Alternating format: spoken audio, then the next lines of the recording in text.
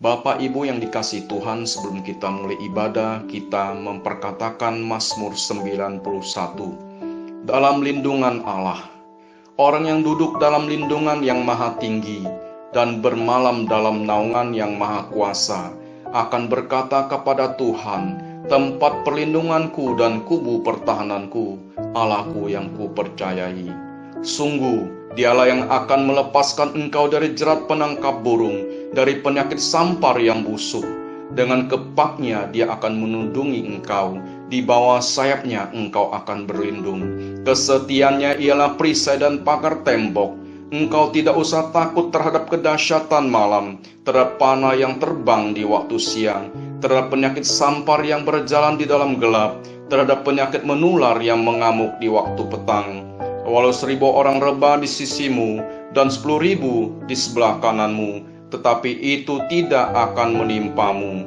Engkau hanya menontonnya dengan matamu sendiri dan melihat pembalasan terhadap orang-orang fasik. Sebab Tuhan ialah tempat perlindunganmu, yang maha tinggi telah kau buat tempat perteduhanmu. Malapetaka tidak akan menimpa kamu, dan tulah tidak akan mendekat kepada kemahmu. Sebab malaikat-malaikatnya akan diperintahkannya kepadamu untuk menjaga engkau di segala jalanmu. Mereka akan menantang engkau di atas tangannya, supaya kakimu jangan terantuk kepada batu. Singa dan urat tedung akan kau langkahi, engkau akan menginjak anak singa dan ular naga. Sungguh hatinya melekat kepadaku, maka aku akan meluputkannya, aku akan membentenginya, sebab ia mengenal namaku. Bila ia berseru kepadaku, aku akan menjawab. Aku akan menyertai dia dalam kesesakan. Aku akan meluputkannya dan memuliakannya. Dengan panjang umur akan kukenyangkan dia, dan akan kuperlihatkan kepadanya keselamatan daripadaku. Amin. Apa yang dimaksud dengan Pentakosta ketiga? Pentakosta ketiga adalah pencurahan Roh Kudus yang dahsyat di zaman ini, melebihi yang terjadi di Azusa Street. Pentakosta ketiga akan mengakibatkan penuaian jiwa yang terbesar dan yang terakhir sebelum Tuhan Yesus datang kembali. Pentakosta ketiga akan membangkitkan generasi Yeremia, yaitu anak-anak muda yang dipenuhi Roh Kudus, cinta mati-matian kepada Tuhan Yesus, tidak kompromi terhadap dosa, dan akan bergerak untuk memenangkan jiwa. Pentakosta ketiga lahir di Indonesia dan bergerak ke bangsa-bangsa. Gerakan ini dari timur ke barat dan akan kembali ke Yerusalem. Pentakosta ketiga akan memberikan kuasa untuk menyelesaikan amanat agung, dan setelah itu Tuhan Yesus datang kembali.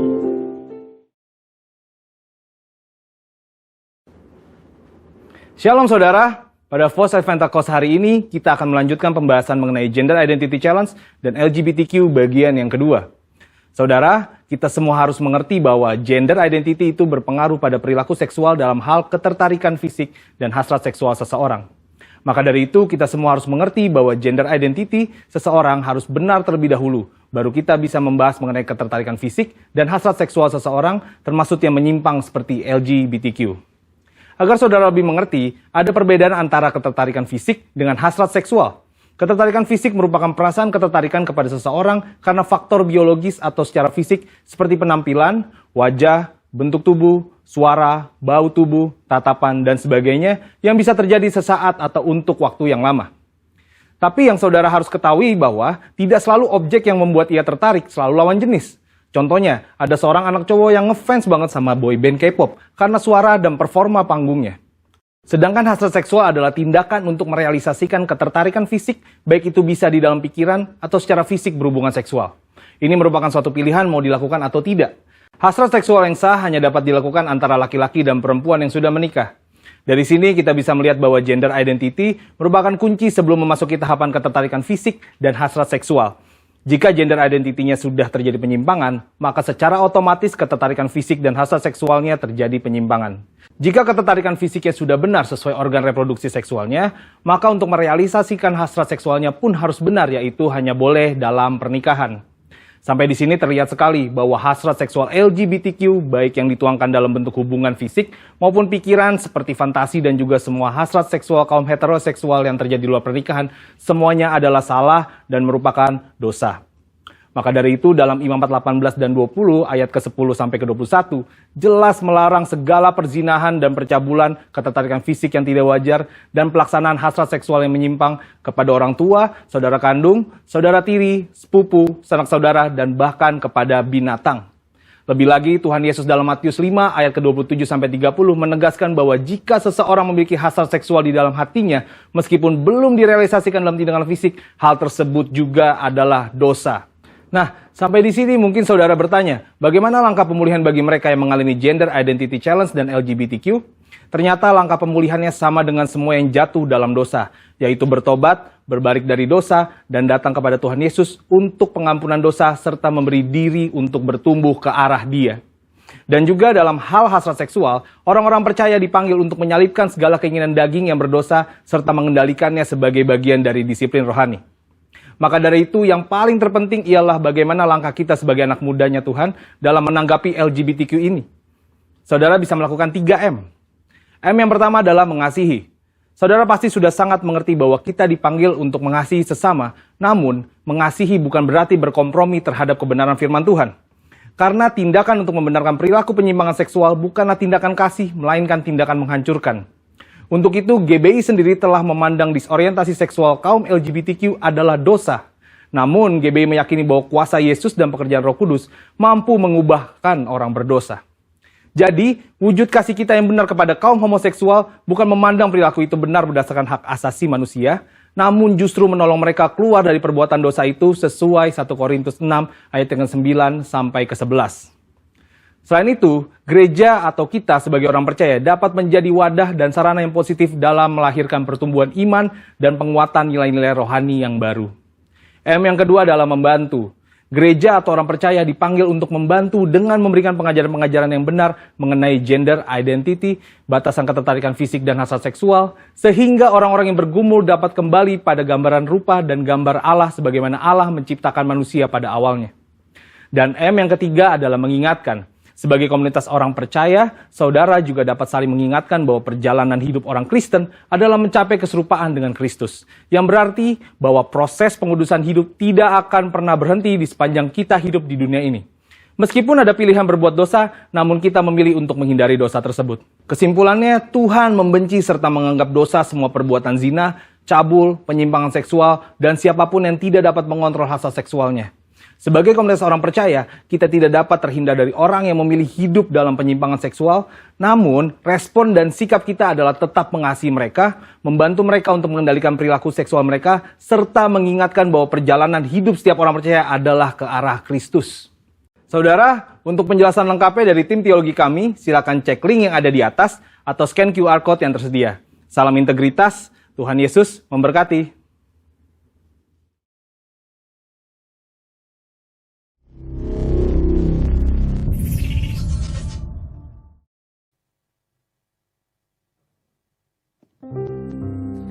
Shalom saudara-saudara yang diberkati Tuhan.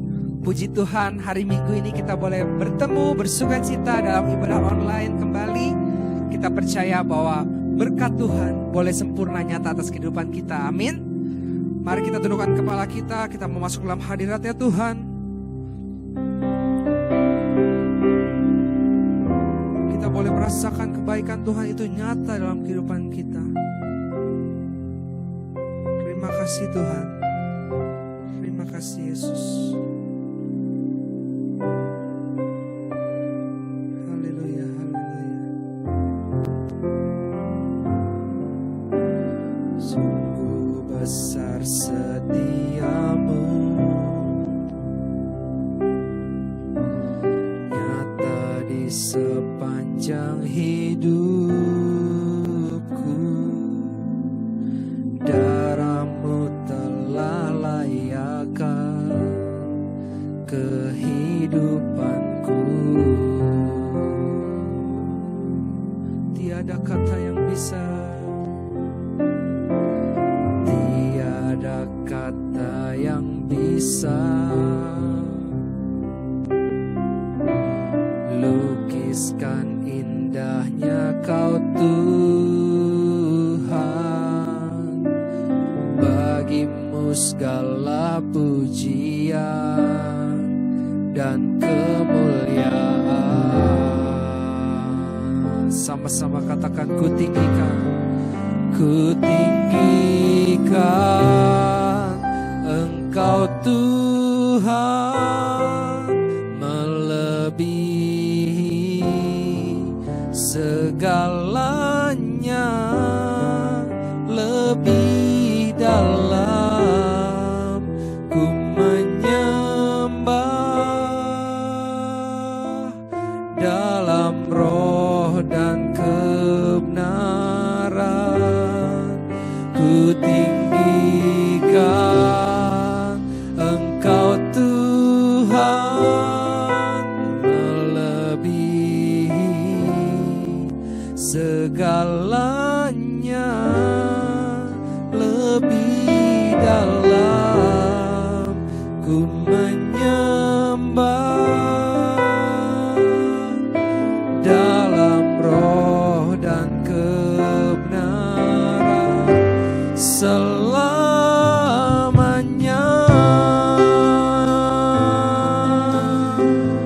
Sungguh besar setiamu, sungguh besar setiamu, nyata di sepanjang hidupku. Darahmu telah layakkan kehidupanku. Tiada kata yang bisa, tiada kata yang bisa lukiskan indahnya Kau Tuhan. Bagimu segala pujian dan kemuliaan. Kami mau tinggikan Engkau Tuhan. Ku tinggikan Engkau Tuhan, melebihi segalanya, lebih dalam ku menyembah dalam roh dan kebenaran. Ku tinggikan Engkau Tuhan, melebihi segalanya, lebih dalam ku menyembah dalam roh dan kebenaran selamanya.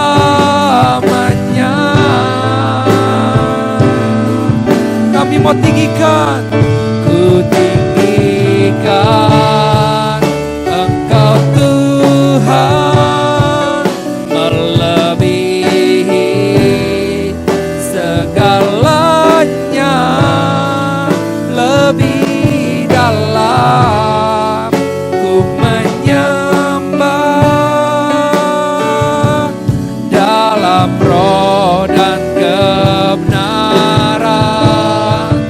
Ku tinggikan Engkau Tuhan, melebihi segalanya, lebih dalam ku menyembah dalam roh dan kebenaran selamanya.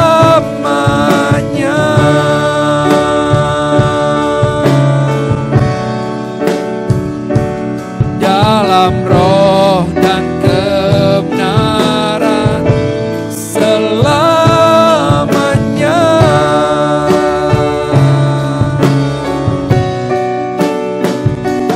Dalam roh dan kebenaran selamanya.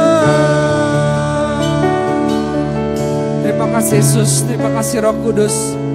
Kami percaya ya Bapa, kami berkumpul dalam ibadah ini ya Tuhan bukan suatu kebetulan, tapi ada maksud, tujuan, rencana-Mu atas setiap kami ya Bapa. Terima kasih Yesus, terima kasih Roh Kudus. Kami percaya ya Tuhan, pandemi akan cepat berakhir ya Tuhan, dan kami boleh berkumpul bersama-sama lagi dalam ibadah offline ya Tuhan, datang ke gereja bersama-sama ya Tuhan. Terima kasih Yesus, terima kasih Roh Kudus.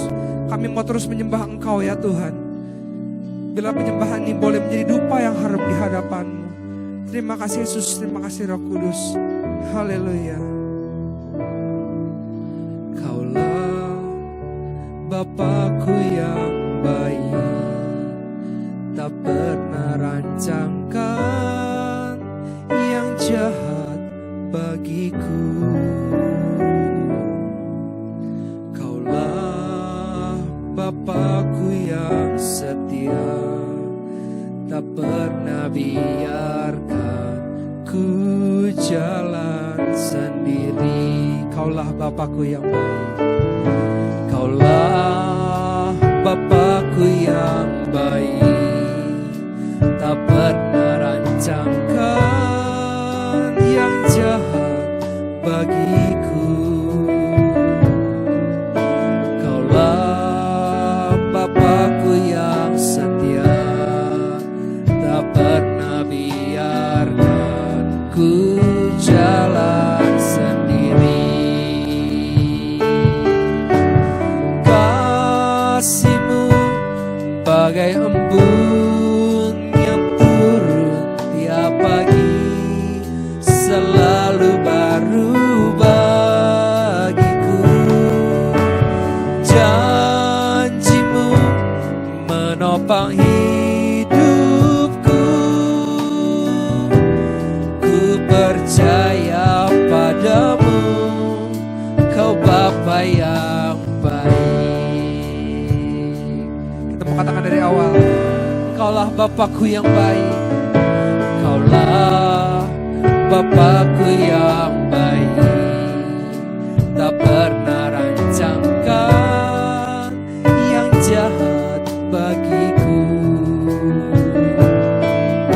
Kaulah Bapakku yang setia, tak pernah biarkan ku jalan sendiri. Mari arahkan hati kita, katakan kasih-Mu.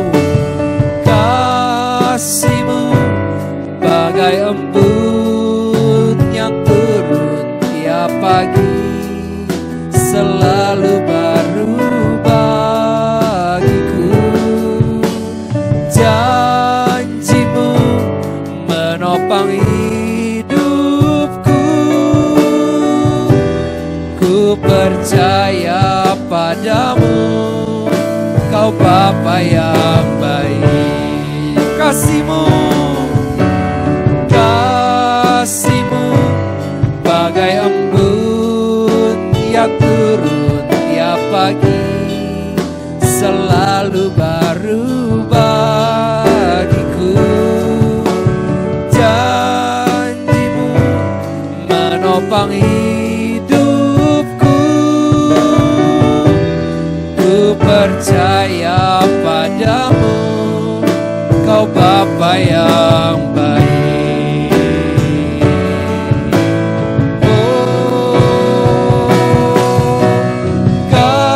Kasih-Mu bagai embun yang turun tiap pagi, selalu baru bagiku.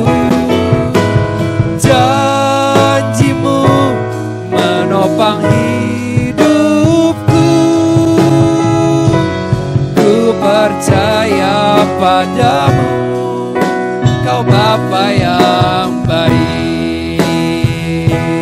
Katakan segala pujian, segala pujian dan syukur bagimu, Allah yang mulia, kuduslah nama-Mu. Kau yang awal, yang akhir dari segalanya. Yesus, Kaulah pujian bagiku. Segala pujian, segala pujian dan syukur bagimu,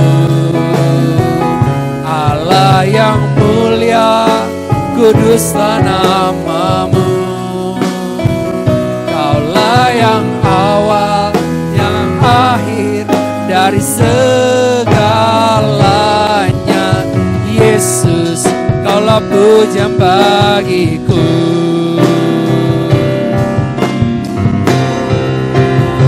Segala pujian dan syukur bagimu, Allah yang mulia, kuduslah namamu. Kaulah yang awal, yang akhir dari segalanya. Yesus, kaulah pujian bagiku. Yesus, kaulah pujian bagiku. Yesus, kaulah pujian bagiku.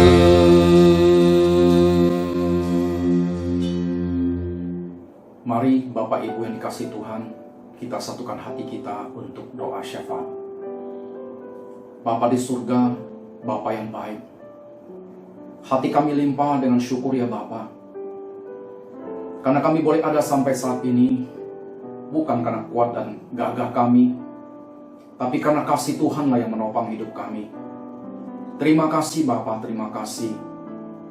Pagi hari ini kami hendak naikkan doa-doa syafaat kami di hadapan-Mu. Kami bawa bangsa kami Indonesia dalam tangan-Mu ya Bapa. Kiranya belas kasihan-Mu dan anugerah-Mu boleh turun atas bangsa kami, melawat bangsa kami. Biar hujan pertobatan boleh turun atas bangsa kami dari Sabang sampai Merauke ya Tuhan. Dan banyak jiwa-jiwa boleh diselamatkan. Sehingga Pentakosta ketiga, penuaian jiwa yang terbesar dan terakhir itu boleh digenapi atas bangsa kami. Oh Tuhan, terima kasih Tuhan. Kami juga berdoa bagi pemimpin bangsa kami Tuhan. Dari Bapak Presiden kami Pak Joko Widodo, Bapak Ma'ruf Amin, dan semua menteri-menteri yang ada, bahkan semua aparatur negeri kami dari paling tinggi sampai paling rendah ya Tuhan. Kiranya Tuhan memberkati mereka dengan roh hikmat dan kebijaksanaan, dan juga roh takut akan Engkau ya Tuhan. Sehingga pemimpin bangsa kami ini boleh memimpin Indonesia dengan takut akan Engkau. Dan kami percaya Tuhan, maka berkat-berkat-Mu akan tercurah bagi bangsa kami. Pemulihan akan terjadi atas bangsa kami. Indonesia akan dipulihkan dari pandemi COVID-19 ya Tuhan. Indonesia akan dipulihkan dari krisis ekonomi. Oh Tuhan, terima kasih Tuhan, terima kasih. Berkatilah Indonesia Tuhan dari Sabang sampai Merauke. Biar damai sejahtera-Mu dan keamanan daripada Tuhan menyertai bangsa kami. Terima kasih Tuhan, terima kasih. Indonesia dalam perlindungan-Mu ya Tuhan. Oh Tuhan, pagi hari ini kami juga berdoa bagi gembala sidang kami, Bapak Pendeta Dr. Insinyur Niko Nyoto Harjo, beserta keempat wakilnya Tuhan, kami bawa dalam tangan-Mu. Tuhan, Engkau memberkati hamba-hamba-Mu. Engkau yang mengurapi hamba-hamba-Mu ya Tuhan. Dan Engkau akan pakai hamba-Mu lebih luar biasa lagi Tuhan. Sehingga lewat hamba-hamba-Mu ini Tuhan, Pentakosta ketiga dari Indonesia sampai ke bangsa-bangsa boleh disampaikan ya Tuhan. Dan kembali kepada Yerusalem. Biar amanat agung-Mu boleh diselesaikan ya Tuhan. Berkati hamba-Mu Tuhan. Engkau yang melimpahi hamba-Mu kekuatan, kesehatan, untuk boleh terus melayani Engkau ya Tuhan. Dan juga Tuhan, penyertaan-Mu sempurna, perlindungan Tuhan sempurna buat hamba-hamba-Mu, dan juga keluarga besarnya kami serahkan dalam tangan-Mu. Bapa, kami juga berdoa bagi gembala kami di tempat ini, Bapak Pendeta Hendro Basuki. Kami bawa dalam tangan-Mu ya Bapa. Kira Tuhan mengurapi hamba-Mu. Tuhan pakai hamba-Mu lebih luar biasa lagi. Karunia-karunia Kau tambah-tambahkan ya Tuhan. Kau yang melimpahi hamba-Mu kekuatan, kesehatan, bahkan umur panjang Tuhan buat Pak Hendro untuk terus boleh melayani Engkau. Kiranya pengurapan yang sama juga atas Ibu Wakil Gembala kami Ibu Rosa ya Tuhan. Biar kedua hamba-Mu ini boleh terus bersama-sama bergandengan tangan untuk melayani Engkau, untuk terus membawa umat-Mu dan kehendak rencana-Mu di hari zaman ini ya Tuhan. Tuhan, biar lewat hamba-hamba-Mu, umat-Mu diberkati. Umat-Mu menjadi umat yang berkenan di hadapan-Mu. Terus Bapa limpahi hamba-Mu kekuatan. Dan kami juga berdoa bila perlindungan kuasa darah-Mu yang kudus atas hamba-Mu Pak Hendro dan Ibu Rosa. Dan juga seluruh keluarga besarnya Tuhan, dalam perlindungan-Mu yang sempurna Tuhan. Berkati hamba-hamba-Mu ya Tuhan, apapun yang mereka butuhkan, Tuhan mencukupkannya Tuhan, bahkan sampai berlimpah-limpah. Terima kasih Tuhan, terima kasih. Pagi hari kami juga berdoa buat setiap hamba-hamba-Mu, pelayan-pelayan-Mu yang boleh mengambil bagian pelayanan pagi hari ini. Tuhan, pakai hamba-hamba-Mu ini lebih dan lebih lagi Tuhan. Di akhir zaman ini Tuhan, biar setiap pelayanan yang dilakukan kami percaya Tuhan, nama Tuhan dipermuliakan. Tuhan memberkati setiap hamba-hamba-Mu, pelayan-pelayan-Mu, keluarga mereka Engkau berkati, pekerjaan Engkau berkati Tuhan. Apapun yang mereka perbuat, Tuhan yang membuat mereka berhasil. Kiranya darah-Mu yang kudus menutup bungkus semua pelayan-pelayan-Mu pagi hari ini ya Tuhan. Oh terima kasih Tuhan, terima kasih. Pagi hari ini kami juga berdoa bagi jemaat-Mu di tempat ini. Jemaat GB Pos Pengumben ya Tuhan. Biar lawatan Tuhan turun atas jemaat-Mu, atas umat-Mu. Kami percaya Tuhan, yang lemah sudah Tuhan kuatkan.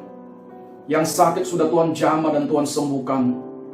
Yang terikat sudah Tuhan lepaskan. Bahkan yang berbeban berat Tuhan sudah berikan jawaban doa. Lawat umat-Mu Tuhan. Lawat umat-Mu.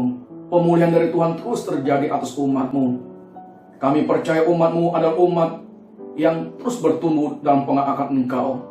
Umat yang dewasa, umat yang menanti-nantikan Engkau. Umat yang berjaga-jaga di zaman ini Tuhan. Sebab kami percaya kedatangan-Mu sudah sangat-sangat dekat ya Tuhan. Tuhan, saya juga berdoa buat umat-Mu, minta perlindungan kuasa darah-Mu yang kudus. Biar darah-Mu yang kudus menutup bungkus umat-Mu. Jauhkan umat-Mu daripada yang jahat ya Tuhan. Oh terima kasih Tuhan, terima kasih. Kalau sebentar Tuhan kami boleh mendengarkan sebagian kebenaran firman-Mu. Tuhan urapi hamba-Mu yang menyampaikan kebenaran firman-Mu. Tuhan, biar setiap perkataan yang disampaikan oleh hamba-Mu semuanya berasal daripada-Mu ya Tuhan. Dan Tuhan juga memberkati setiap kami umat-Mu yang pagi hari ini beribadah Tuhan. Berkati telinga kami seperti telinga seorang murid. Berkati hati kami seperti hati yang tanah yang subur ya Tuhan. Sehingga kami boleh terima berkat firman-Mu hari ini. Dan kami boleh melakukannya Tuhan. Terima kasih Bapa, terima kasih. Kami mau sambut kebenaran firman-Mu hanya di dalam nama Tuhan Yesus. Sama-sama kita yang siap terima kebenaran firman Tuhan, sama-sama kita katakan amin.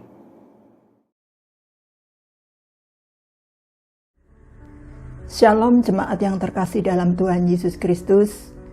Pagi hari ini firman Tuhan kita akan ambil dari Matius pasal yang ke-22 ayat 1 sampai dengan yang ke-14. Perumpamaan tentang perjamuan kawin.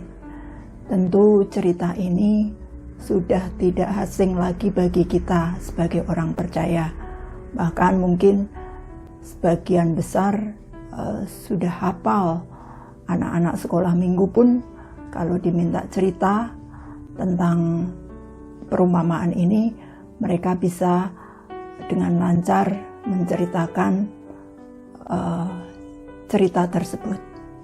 Namun kali ini kita akan mengingat kembali peristiwa tentang perumpamaan perjamuan kawin tersebut. Hal ini merupakan pesan penting yang disampaikan Tuhan Yesus di saat hari-hari terakhir sebelum disalibkan. Beberapa liturgi mencatat bahwa kejadian ini berkisar kurang lebih 2 atau 3 hari sebelum Tuhan Yesus disalibkan. Dan ini tentu spesial yang benar-benar harus kita perhatikan. Karena di cerita ini unik ya. Pada saat seseorang menerima undangan pesta, tentunya orang tersebut akan merasa senang. Diperhitungkan dalam sebuah acara besar. Bahkan kita akan menggeser jadwal-jadwal yang ada. Misalnya ada tawaran dari orang lain, ayo kita jalan-jalan. Tentu kita akan menolak. Kita akan sibuk memberikan tanda di kalender kita, atau kalau saat ini kita akan memasang reminder di handphone kita. Dan segala persiapan tentu kita upayakan. Kita sudah mulai berpikir, baju apa ya nanti yang akan kita pakai. Kita mau dandan seperti apa. Sepatu kita juga sudah mulai mempersiapkan. Pasti kita sibuk, kita heboh menyiapkan kostum yang ada. Bahkan kalau kita cek bahwa kostum-kostum yang ada kita rasa kurang, kita akan mulai sibuk mencari, membelinya. Mana yang kira-kira pas, mana yang kira-kira tepat yang akan kita pakai. Tetapi di cerita ini unik. Pada saat seorang raja mengirimkan undangan, justru respon beberapa orang tidak memperdulikan. Mereka menghiraukan atau menolak undangan tersebut dengan berbagai alasan yang ada. Entah sibuk karena urusan bisnis, entah sibuk karena urusan pribadi. Pokoknya orang-orang tersebut tidak memperdulikan siapa yang mengundang. Mereka lebih berfokus kepada urusannya masing-masing. Bahkan di kisah ini diceritakan utusan yang dikirim oleh raja tersebut dianiaya, saudaraku. Bahkan ada yang dibunuh. Tentu hal ini menurut raja adalah sebuah pemberontakan. Dan hukumnya apa? Hukumnya orang tersebut dibinasakan karena dianggap sebuah pemberontakan, sebuah pembangkangan, tidak menghargai undangan yang diberikan. Nah, kemudian raja tersebut berubah pikiran. Dia mengirim utusannya kembali untuk memberikan undangan pesta pernikahan.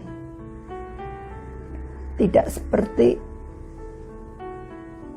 undangan yang pertama, walaupun sudah dikasih tahu, nanti segala macam hidangan sudah disiapkan, segala macam lauk pauk sudah disiapkan, lembu-lembu jantan, ternak-ternak sudah disembelih, chef kerajaan semua sudah dikerahkan, tapi mereka tidak menghiraukan. Kemudian raja mengirim utusannya kembali, mengirim pelayan-pelayannya kembali agar memberitakan undangan perjamuan pesta pernikahan itu ke seluruh penjuru dunia. Barang siapa yang dijumpai, silahkan diundang. Dia memberikan anugerahnya. Semua rakyat boleh datang ke pesta perjamuan tersebut. Namun sayang, beberapa orang dalam undangan tersebut, mereka tidak mempersiapkan diri dengan baik-baik. Mereka tidak mengenakan pakaian pesta. Tentu, Raja tidak ingin orang-orang yang datang di acara pernikahan anaknya dengan mengenakan pakaian seadanya. Hal ini mengingatkan kita sebagai orang-orang percaya tentang kerajaan surga, bahwa anugerah keselamatan itu dianugerahkan kepada siapa saja yang merespon undangan itu dengan baik. Tetapi mereka juga harus mempersiapkan diri, harus mengenakan pakaian pesta dengan baik. Hari-hari ini, undangan itu telah disebarkan ke seluruh dunia. Injil kerajaan surga itu diberitakan tanpa batas, tanpa ruang, bisa dinikmati di seluruh penjuru dunia. Injil kerajaan surga sudah diberitakan ke seluruh dunia. Namun, bagaimana dengan respon kita? Apakah dengan undangan tersebut kita meresponnya dengan baik? Dengan mempersiapkan diri sebaik-baiknya? Tahun ini, Bapak Gembala Sidang kita memberikan tuntunan. Kita sebagai umat-umat pilihan, kita sebagai orang-orang percaya, hidup dalam integritas. Kita diminta jujur, mempunyai keinginan untuk selalu hidup dalam ketaatan, memiliki moral yang kuat untuk menyenangkan hati Tuhan. Sehingga pada saatnya nanti kita memiliki pakaian pesta yang layak untuk menghadiri perjamuan tersebut. Saudaraku, apakah hari-hari ini kita sudah mulai mempersiapkan pakaian pesta itu? Apakah kondisi pandemi mengubah kita, mengubah hubungan kita dengan Tuhan, mengubah kesetiaan kita dengan Tuhan? Saudaraku, marilah kita di hari-hari terakhir ini kita tetap konsisten, kita tetap berdiri teguh, mempersiapkan pakaian pesta kita untuk menghadiri perjamuan pesta itu. Jangan sampai karena kondisi pandemi semuanya berubah.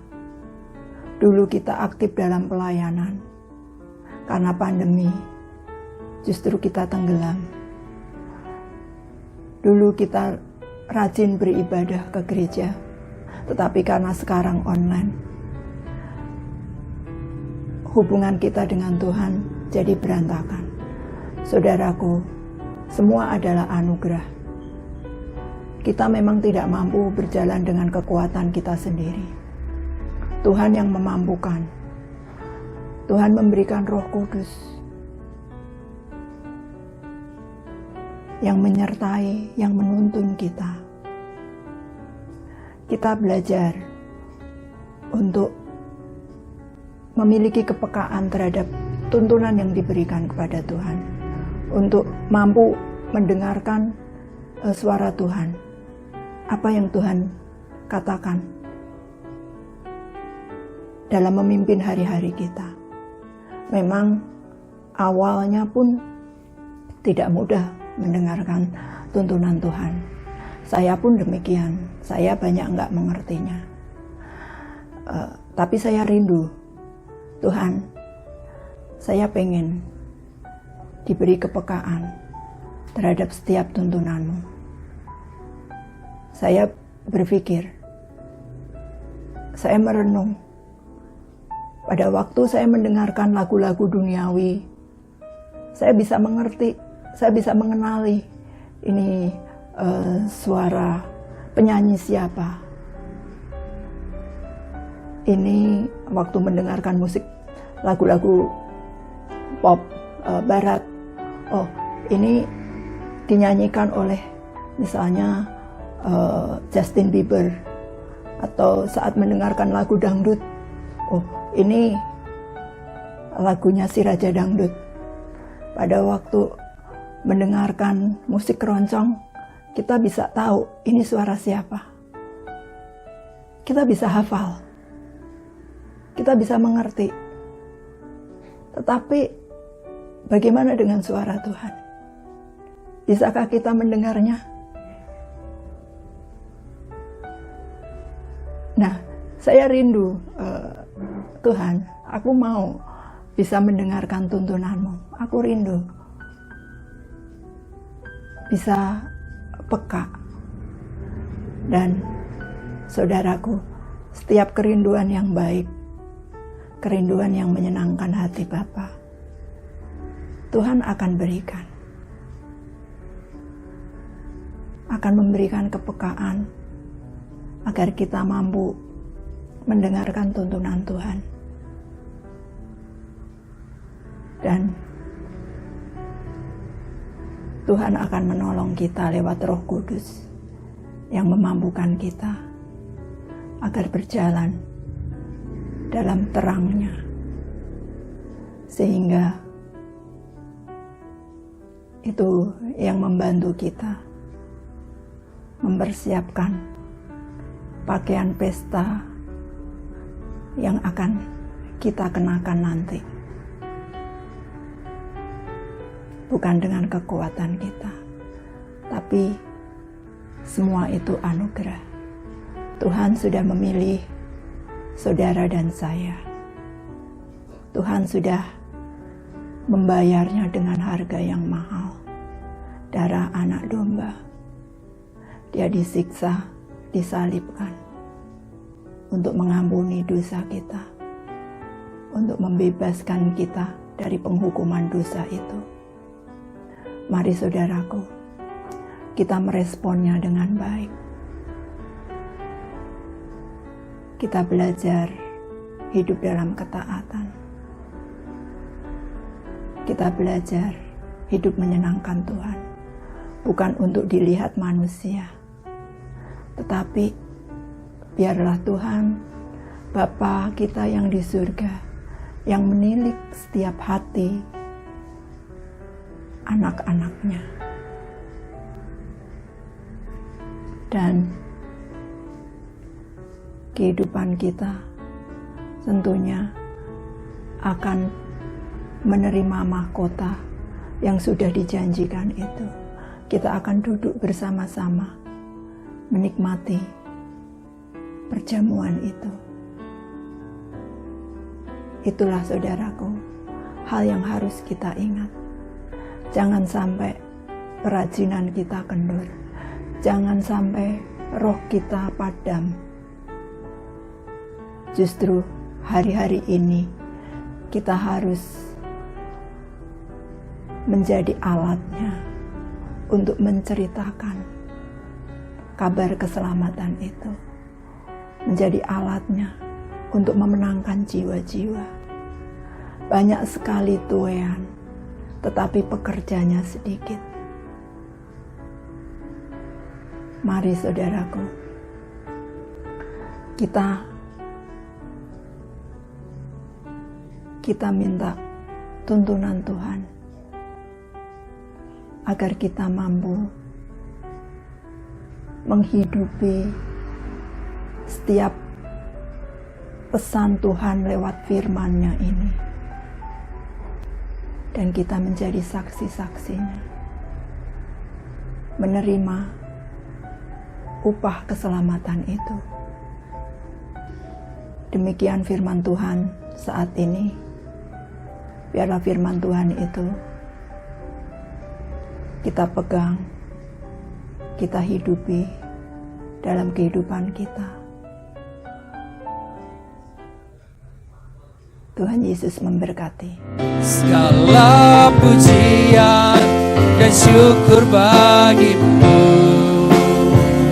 Allah yang mulia, kuduslah namamu.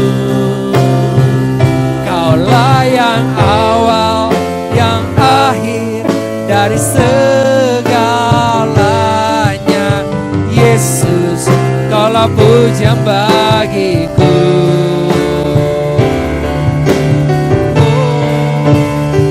Segala pujian dan syukur bagimu, Allah yang mulia, kuduslah namamu. Kaulah yang awal, yang akhir dari segalanya. Yesus, kaulah pujian bagiku. Yesus, kaulah pujian bagiku. Sekali katakan Yesus. Yesus, kaulah pujian bagiku.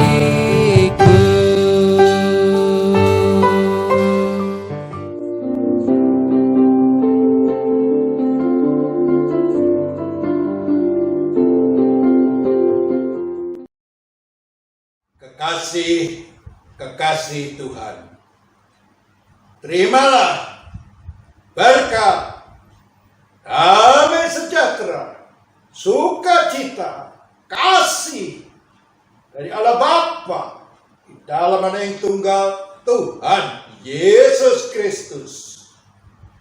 Pertolongan, penghiburan, serta kuasa dari Roh Kudus menyertai saudara sekalian mulai saat ini sampai Tuhan Yesus datang kembali, bahkan sampai selama-lamanya.